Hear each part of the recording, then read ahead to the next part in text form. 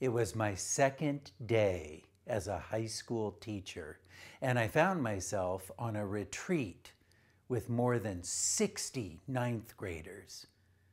We had spent the day at a ropes course, and then a bus had dropped us all off at a retreat center where we made dinner, did some activities, and then tried to go to bed. There were 30 boys in one bunk room, and across the hall there were 30 girls. I was sharing a bedroom with the only other teacher chaperone on the trip, Mike Keller. The only thing I knew about Mike Keller was he had been a brilliant student of mathematics, and he had just recently graduated from Harvard University. Now, over the course of the day, he seemed to be undergoing a transformation. He had donned a pair of shades. He had slipped off his shoes and spent most of the afternoon barefoot. And now he was in the bed next to mine, tossing and turning, intermittently snapping, "I can't relax!" Of course, the students were making a lot of noise.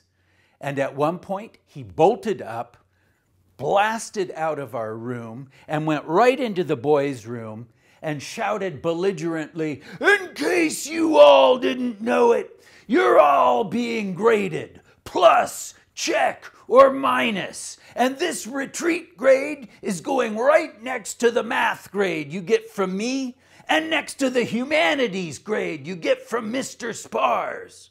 And right now, you're all getting minuses," he shouted belligerently. I heard stammering and muttering. I knew who that was. That was Brian. He was not only one of my students, he was also one of my advisees. He had spent the entire day completely absorbed with his calculator. Every student had been issued a school calculator, but he was the only one who had brought his on the retreat. And he had also brought the manual so that he could explore the capacity for graphing functions. He was making very loud public calculations about the rate, time, and distance of the bus and the estimated time of arrival. Then at the ropes course, he did various permutations of numbers of groups with numbers of students. Of course, he had received a lot of negative attention from his peers. And a group of cool boys had taken an opportunity to swipe his calculator from him.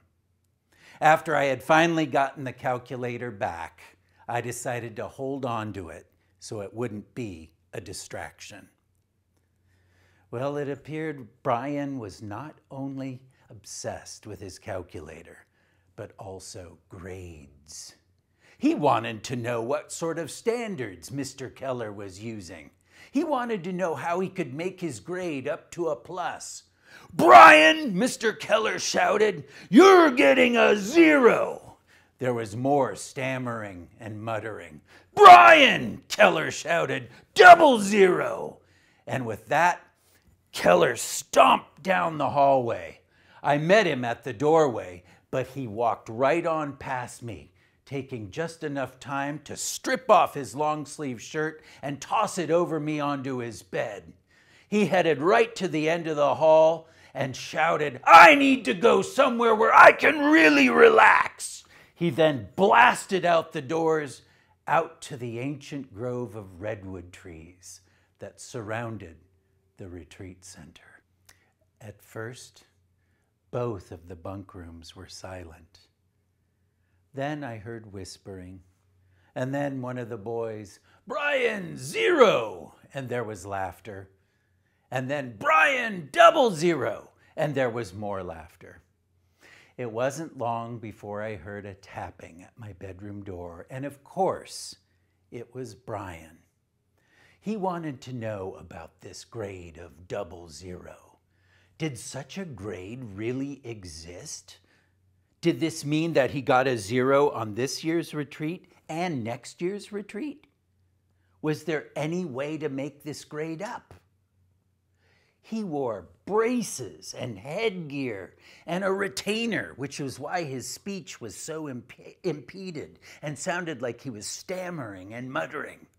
Was there any way he could get extra credit, he asked. Brian, I tried to reassure him. You're not actually being graded. Mr. Keller was bluffing. He looked at me full of mistrust. And I have to say, in Brian, I saw something of myself. When I was in elementary school, I had been obsessed with things. Why, I wore a ring of old discarded keys that didn't open anything anymore around a ring right on my belt. And I followed the janitor around. And of course, this received a lot of negative attention from my peers. In middle school, I was obsessed with pocket knives. And I would even bring one or two to school, even though it was against the rules. One time, a group of older students had seen me with my knife and taken it. And when the yard duty had confiscated it from them, they told her it was my knife and the school had taken it from me and I had never gotten it back. Now in 9th grade, like Brian, I too had become obsessed with something much more insidious, and that was grades. And I had spent quite a traumatic year in the 9th grade. Why, I think I became a 9th grade teacher just so that I could work through that trauma over and over again, and so that I could help other young people navigate their way as well. Well, to regain trust with Brian, I decided to reach into my bag and take out his calculator. And when I handed it back to him, his face brightened. Now, Brian, I said, I want you to go back to the bunk room and I want you to make friends. I want you to have fun and don't let them steal your calculator. To my dismay, when he went back there, he immediately launched into a very public series of calculations about the hours, the minutes, the seconds until breakfast. Brian, 0, one of the students called, and everybody laughed. Whereupon Brian informed them that they weren't actually being graded. Mr. Spars has told me that Mr. Keller was actually bluffing, he shouted through all his orthodontic work. Brian, one of the students shouted, 000, and there was more laughter. And it wasn't long until there was another tapping at my door. Brian, did they take your calculator? I asked. But to my surprise, it wasn't Brian at the door. Why, it was Chess, one of the cool boys. He had a stylish lock of hair, combed strategically right over one of his bottle green eyes. What can I do for you, Chess? I asked. He hung his head and he said, well, I suppose I'm probably gonna die. Oh, come now, Chess, I said. It can't be that bad. It's never that bad for a cool kid like Chess. But that was when he lifted up his t-shirt. And at first, I didn't even know what I was looking at. There were blinking lights and wires and tubes that looked like they were going right into his body, just like he was some kind of cyborg. Chess explained to me that he was a severe diabetic. And this machine strapped to his side was a computerized insulin drip system. This light, he said, pointing at a flashing red light, was an indication that his battery was about to run out. Well, you must need help switching in your extra battery, I said. That's just it, he said. And he moved that shock of hair to the side and fixed me with both of his bottle green eyes, and then said in total earnest, "I forgot my extra battery." I reached for my flashlight and began unscrewing the back of it. "Here, you can use these," but he held up his hand. "No, this machine takes only very special batteries, cadmium XS3 batteries. There's no way anyone had one of these."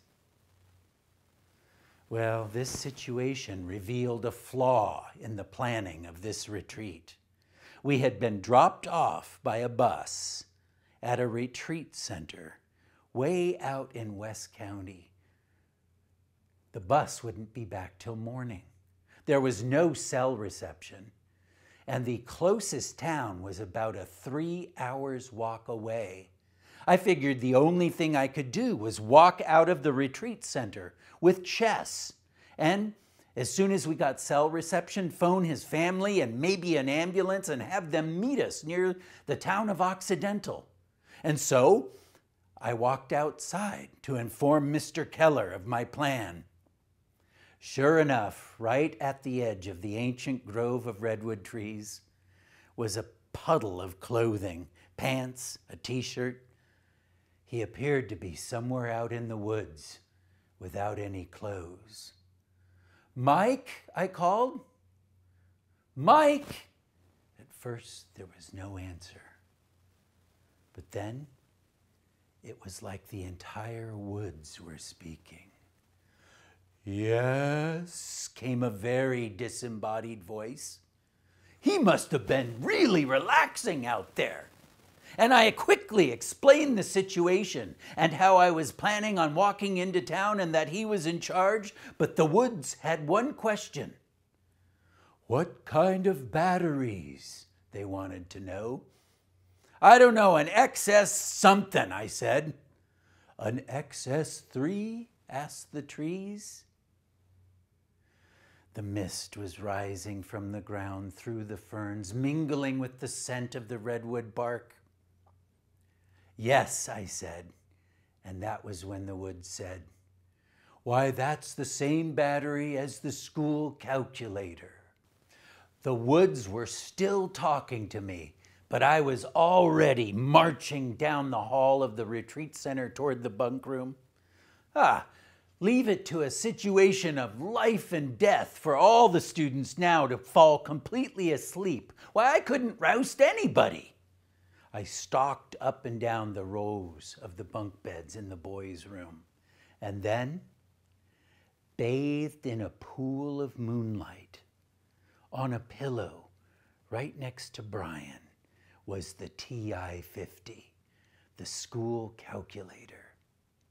He was purring away deep in slumber. Why, I wouldn't even have to wake him up. I gripped the calculator and pulled it toward me. And that was when suddenly he bolted upright, turned on a flashlight, and shouted, "Aha! Who's taking my calculator this time?" I could feel the broken trust on the other side of the flashlight as he said, Mr. Sparse, are you stealing my calculator?" No, Brian, I'm not stealing it. I just need to use it."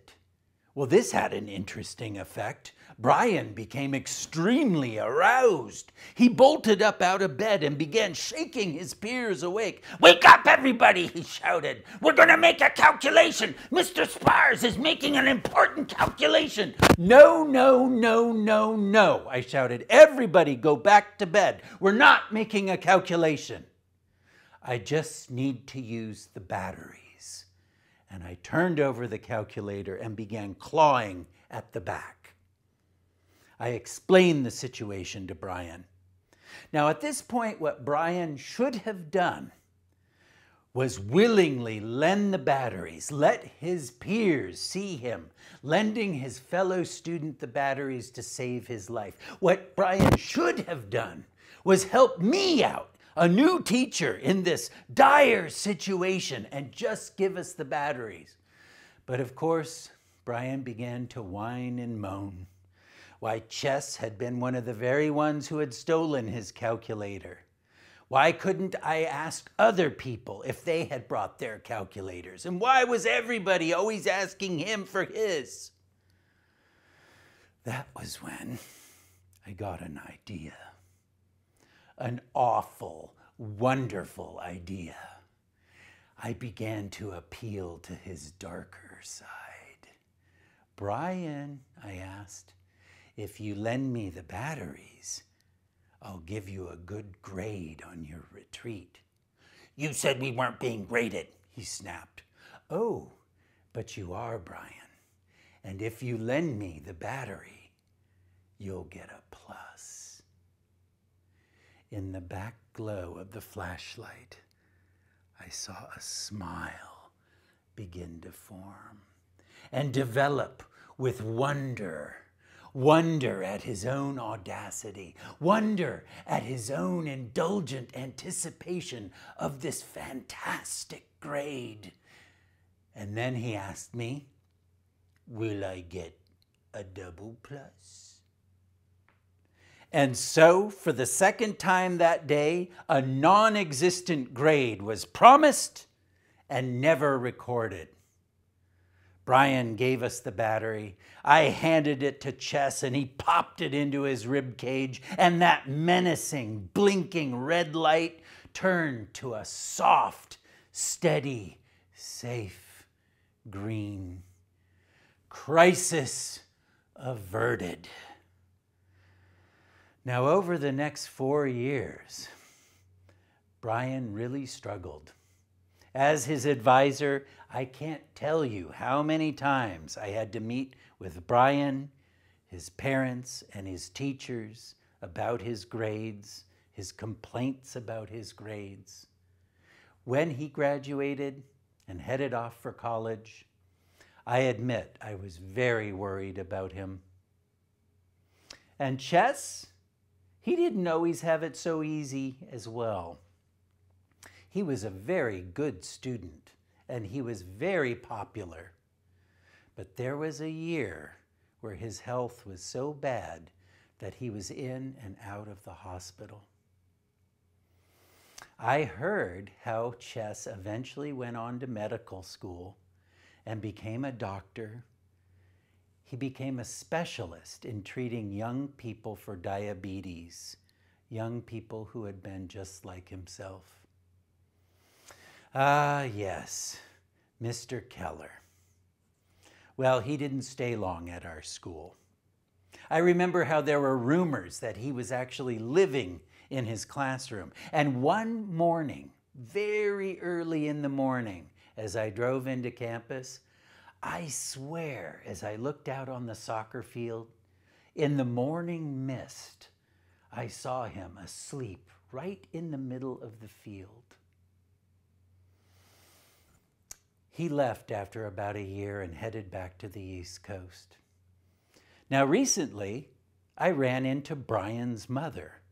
And of course, we had gotten to know each other quite well, so we chatted, and eventually our conversation turned to Brian. She gave me a report how he had switched majors, and after he graduated, he had taken many different jobs. But then she put her hand on my arm, and she said, I suppose we have you to thank for this. After all this switching back and forth, Brian eventually settled on becoming a teacher. He had become a 9th grade teacher, just like me. In my 25 years of teaching, I guess I've learned 2 things. The best students don't always make good teachers, and we learn the most when we are struggling. Thank you.